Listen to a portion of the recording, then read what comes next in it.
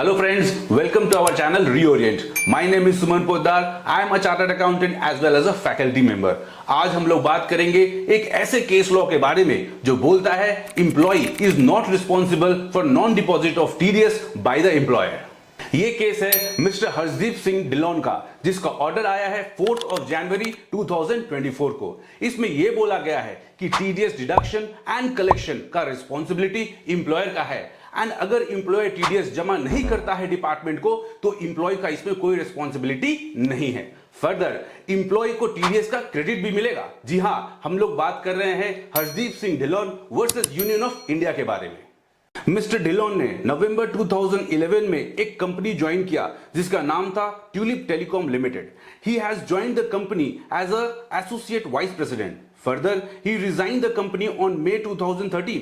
यानी he was there for 2 years, that is financial year 11-12 and financial year 12-13.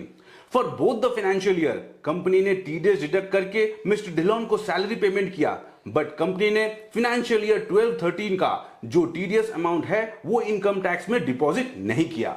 Mister Dhillon ने ये सब inform किया इनकम टैक्स डिपार्टमेंट में एंड फर्दर उन्होंने वाइंडिंग अप के लिए पिटीशन भी फाइल किया। इनकम टैक्स डिपार्टमेंट ने मिस्टर ढिल्लोन के रिप्रेजेंटेशन को नजरअंदाज कर दिया एंड ऑन दिसंबर 2015 15,77,000 का डिमांड रेज कर दिया against mister Dhillon.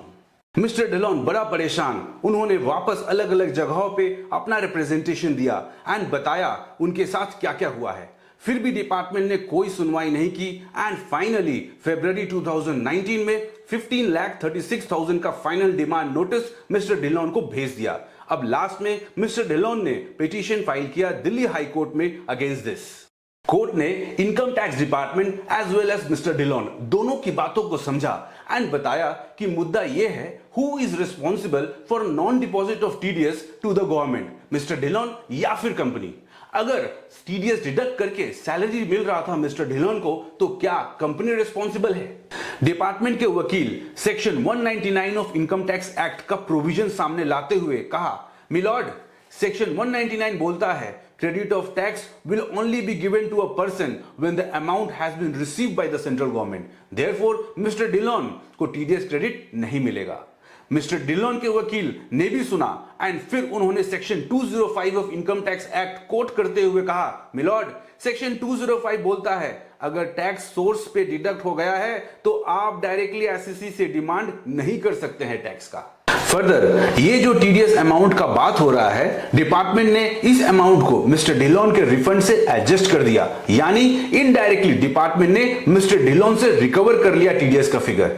Mister Dhillon के वकील ने कोर्ट को बताया कि डिपार्टमेंट ने डायरेक्टली नहीं इनडायरेक्टली रुपया कलेक्ट कर लिया है मिस्टर ढिल्लोन से, जो सेक्शन 205 के अगेंस्ट है। कोर्ट ने principal commissioner of income tax versus Jasjit Singh के केस को रेफर करते हुए कहा कि एम्प्लॉय का कोई गलती नहीं है अगर responsibility to deduct TDS is with the employer and it is the duty of the employer to deposit the tax with the central government. Therefore in this case Mister Dhillon is correct. Court ने income tax department के द्वारा publish किया हुआ book को refer करते हुए कहा कि उस बुक में भी यही लिखा हुआ है कि अगर टीडीएस किसी के कट के पेमेंट होता है देन उस पर्सन को टीडीएस का क्रेडिट मिलेगा एंड ये माना जाएगा कि डिडक्टर ने रुपया सेंट्रल गवर्नमेंट को जमा कर दिया है। फर्दर कोर्ट ने कंक्लूजन से पहले यह कहा कि अगर एक्ट बनाया जाता है एंड उस एक्ट को जो पर्सन फॉलो करता है देन फॉल्ट उस पर्सन का नहीं है, बिकॉज उन्होंने अपना काम नियमों के अनुसार किया है